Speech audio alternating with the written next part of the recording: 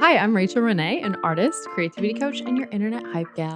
And I'm Lauren Hom, a designer, muralist, and chef. And this is Crash Course, a Chaotic Creatives mini-series about gathering in the material world. Throughout the series, you'll follow along as we imagine, plan, and launch an exciting in-person workshop in New York City that you can actually attend this November. And hopefully we'll inspire you to host a workshop of your very own. Let's jump in.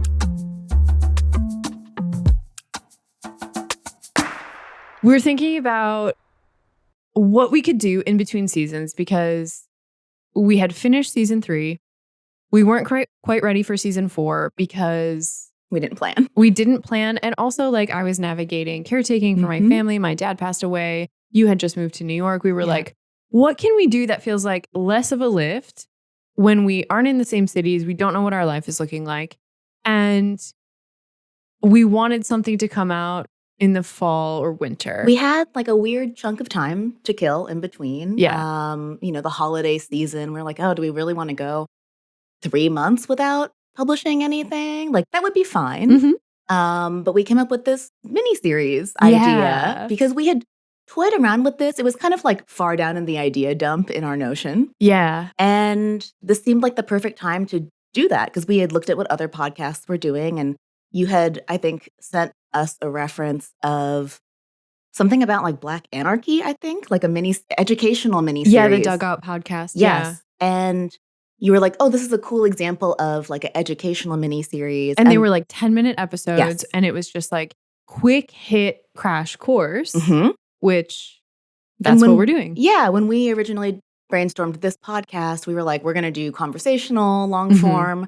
But this feels like a fun way to experiment with a shorter form, more instructional, informational, but still the chaotic creative, informal style. We're not saying here's a prescribed way to do this. It's just letting you into our process for how we are doing this ourselves, rather than saying, okay, audience, here's what we do. Here's step 1, 2, 3. Yes. We have resources like that. We create resources like that, especially you with technical skills and creating business tools for your creative business. But this is more hey, this would be fun to share our process. Because we do a lot of, obviously, behind the scenes discussion about the podcast and the work that we're doing. We're doing more of big picture thinking. This mini-series is going to be giving you a peek behind the scenes of how Rachel and I plan a creative workshop together. The nuts and bolts of coming up with what should we teach, what feels fun, and what also could we sell, the logistics of planning an event, figuring out how to price tickets. And you're going to get to see us work through those problems and kind of teach as we go, I think is the best way to describe this mini-series. Yeah. And we don't expect you to be able to just listen to this mini-series and then be able to do it. But we have other resources that we can share. So I guess let's dive into it. First of all, we wanted to start with why we want creatives to, if you feel called to do so, why we think it's a good idea for creatives to teach. Yeah. You want to talk about kind of your backstory? How did you get into teaching? Yes. So I got into teaching, back in 2015, I want to say. Now, sometimes you'll get invited to teach a workshop at an event or through a store. Sometimes you'll get invited, or sometimes you'll feel called to host your own workshop. I think the very first workshop that I ever taught was, oh my gosh, what was the very first workshop I got invited to teach? I got invited to teach a small workshop, unpaid, of course. Yeah. For Yale design students. I was living in New York at the time, and they asked if I wanted to come teach a lettering thing. And I was like, I've never taught before, but okay. And that was good, in-person experience. I got some online teaching experience when I did my first Skillshare class. But other than that, I was answering a lot of questions, I think, on through my Tumblr blog and on Instagram. And I've just always been a natural sharer of information. I'm fairly extroverted and personable. So I like interacting with people and teaching that way. I'm good at sharing information. So I think those were my early teaching experiences. And from there, I started hosting my own workshops. Once I got my sea legs of okay, it's not that scary to teach. You kind of have to rip the Band-Aid off. Yeah. And then like the event planner in me, like this is like a fun fact, but had I not gone into design, I always thought that I would have wanted to go into either I wanted to be a veterinarian or an event planner. I thought that those would be good fits for me.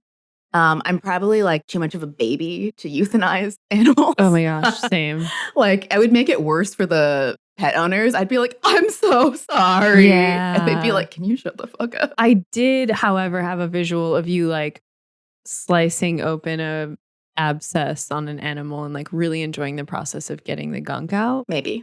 It's possible. Very, very niche veterinarian. The event planner in me, I think, enjoys putting together workshops. If you've listened to any of the last season, 2 seasons, the only book I ever reference is about gathering. Sure. And there's just something I like about dinner parties, like workshops, like hosting. Yeah. And teaching workshops scratches that itch for me. It builds community. It gets people like offline and in person. And so I started teaching online because I loved teaching in person. Mm-hmm. Yeah. What about you? Amazing. Yeah, I feel like first I want to say the art of gathering that you've referenced. Like I love hosting as well. Yeah. I don't like the cooking part of it, but I like curating an experience. You like a theme. I love a theme. Yeah. And so that actually is what I pitched to you and Kristle first was like, hey, what if we like did a mini series on a dinner party? On a dinner party, because I was like, okay, the holidays are going to be coming up at the end of the year. Also Lauren's birthday. Like thinking through, my birthday's coming up, and I love to do a themed birthday party. And so I was like, what if we did a mini series on creating a gathering, a dinner party, and talked through that? And then we're not opposed to that idea, but a workshop felt more in alignment to start with. So that's where we got there. Yeah, so dinner party might be coming in the future, another crash course mini series, but my entry into teaching, kind of, it started with hand lettering. Mm-hmm. I started to teach myself hand lettering in like 2014, I think was when I first started. And then very quickly knew that I wanted to do stationery with that. So I was taking letterpress printing classes and booking studio time. And then I was turning my hand letter designs into stationery, and then had a small retail business reach out and ask if I would teach a workshop, which was nice because they had the sort of structure already set up. Yes. And it was like, you know, space, we want you for an hour and a half. materials. Like we will book the people. It's like they had the audience. I wasn't there yet. So I also was nervous, but was like, this feels like a good thing. It also feels like a differentiated form of income. And I was just like, any creative thing I was grasping onto. And then that grew into other retail businesses who hosted creative workshops. So navigating, you know, the pricing and all of that stuff, which we'll talk about in a later episode. But yeah, I did a lot of hand lettering. And then when I was kind of switching gears on my stationery business, I was like, oh, I want to teach creative workshops. And I tried to be like, oh, I could do this, but I didn't have any examples of that work for those businesses to be like, okay, but you're the expert on hand lettering that we know. So that's what we want you to do. And then I was like, okay, I'm going to reel back and see, you know, what I really want to do for myself. And then that's when COVID happened and I started doing my style challenges.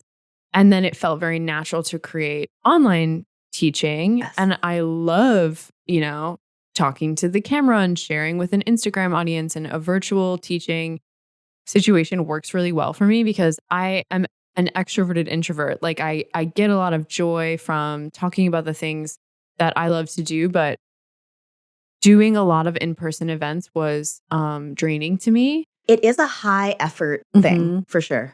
Yeah. And I had never really experimented with hosting my own until much later after working for other retail businesses. So yeah, that's kind of my background. Yeah, and it makes sense. Like I've heard stories of, you know, you cut your teeth through someone else's business first before you start your own. Like I knew someone who like quit her full-time job and got a job working at a coffee shop for like a year because she knew she wanted to start her own coffee shop later. And she thought that working at a coffee shop for a year would teach her everything she needed to know about running a coffee shop, which, yeah, absolutely. So you're getting paid to learn.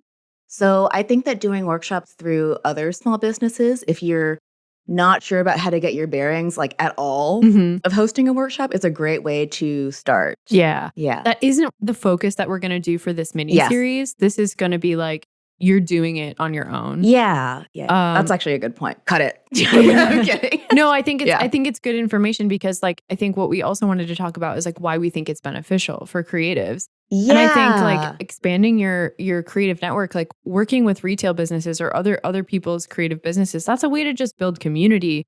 You're connecting. It's the chill networking that we talked about in the last season of like, instead of doing like, hello, like, let me pitch you my business, you're doing soft networking where you're like, hey, come learn. Like you get to make a little bit of money, but you're getting to interface with people.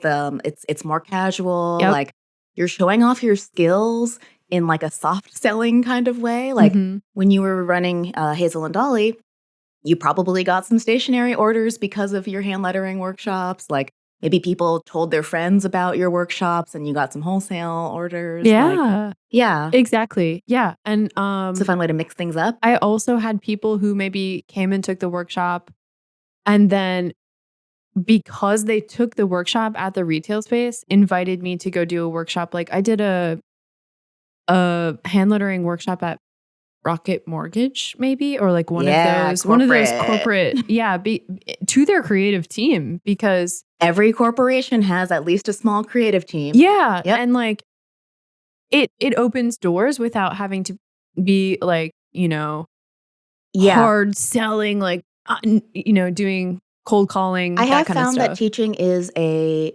organic like way to expand your business that feels like it's a really natural like extra income stream because you're using the exact same skill set. Yeah. It's very complementary. It's not like you're finding a side hustle that is completely different from your current thing. And the more that you teach, the more they kind of feed into each other. Right. I've noticed like the more I teach, whether in person or online, the more client work I tend to get and like vice versa because they're just complementary.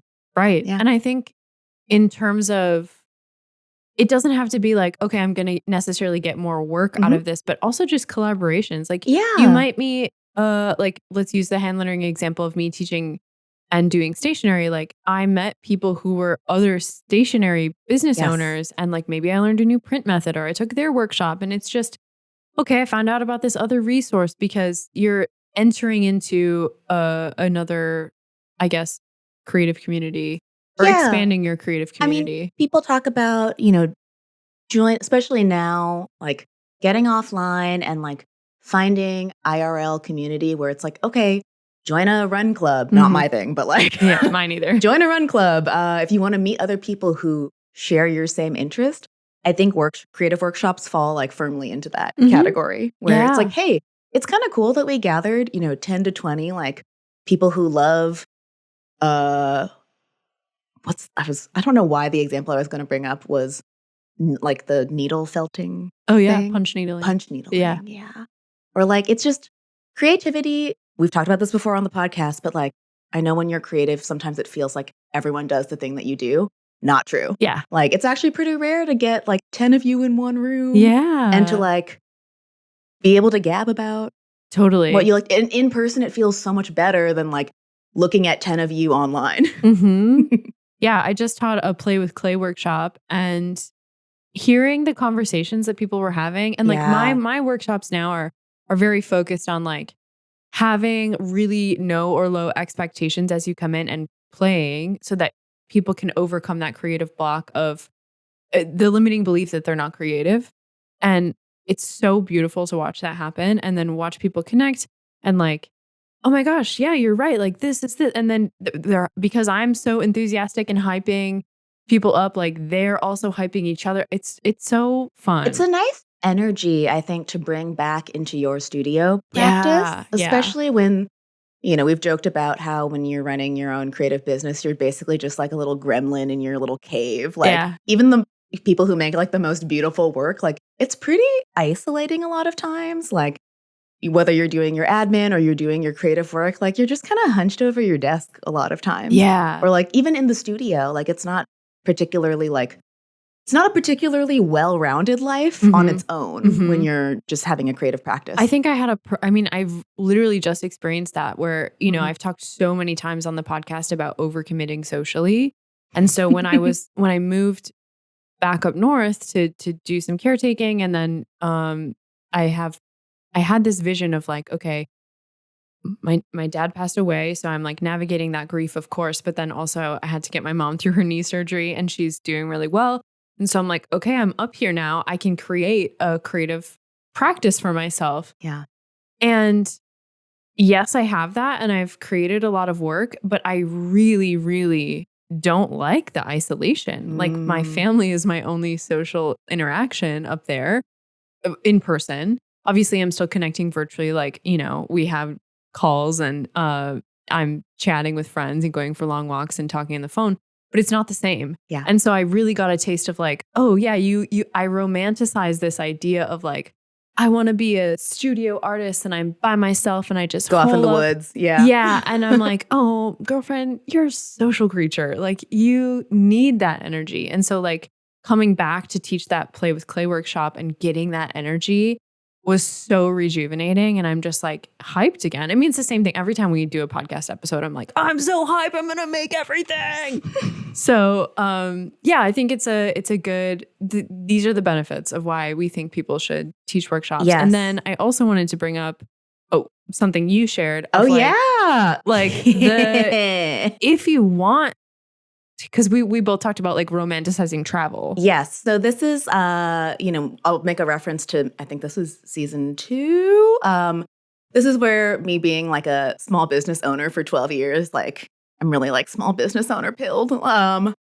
This is where, listen, we live in a capitalist economy that our tax system is basically bullying you to be a business owner. That is what our tax code is trying to make you do. They're like putting a little like carrot on a string that's like, come get it. So if you want to travel, it is actually a good idea to make it a business expense. Hosting workshops is a great way to travel to cities or visit friends. If you want to go teach a workshop, like if Rachel wants to come visit me in New York, like let's teach a workshop and like you can expense your flight. Yeah. Great. You have a little bit more. This is not tax advice. I have to legally say that. But, if you are especially when you're self-employed, you can take the initiative to say, hey, I want to plan a little workshop tour. And like, I've always wanted to visit Seattle or Chicago or wherever and make it a work trip. And you bake that into your costs, of course. But if with a little bit of advanced planning, like you can, like, we're all used to working remotely now. Like you can coordinate like remotely and figure things out. And so that was kind of the impetus for this, mini series and workshop planning of my birthday's at the end of the year. We were thinking about this mini series and you were like, you wanted to come visit me. And so it's like, hey, how can we get Rachel out to New York to come hang out for my birthday and make it a win-win for this project we've been working on, which is this podcast. And it seemed like a workshop was the perfect way to talk about something we both like to do and to make it a work trip. Yeah. And we are also interested in doing more things as a duo, the Chaotic Creatives. So we're like, okay, yes, we have our own individual teaching practices and businesses, but how can we meld those two together and create one big gremlin that is, I was going to make a reference to Bill and Ted's Excellent Adventure. Have you seen that movie? No, but I know the pop culture reference. I was going to say we're cat dog. Oh, cute. That's much better. Okay, I like that. My reference is about Station, which is like an alien that splits into two and then it like mushes together and creates this big monster alien and they call him Station and he helps them and it for sure is. So yeah, cat dog is cuter. But we want to teach as cat dog, not as a cat and a dog. So But it is something that we have wanted to do is, we're doing this podcast together because it's more fun to do things with friends. Mm-hmm. I know we wanted to mention too that most likely for anyone listening to this, you're probably not co-teaching with a friend too. So, take that with a grain of salt when you're listening to what we're saying. But it's easier to plan your own workshop on your own.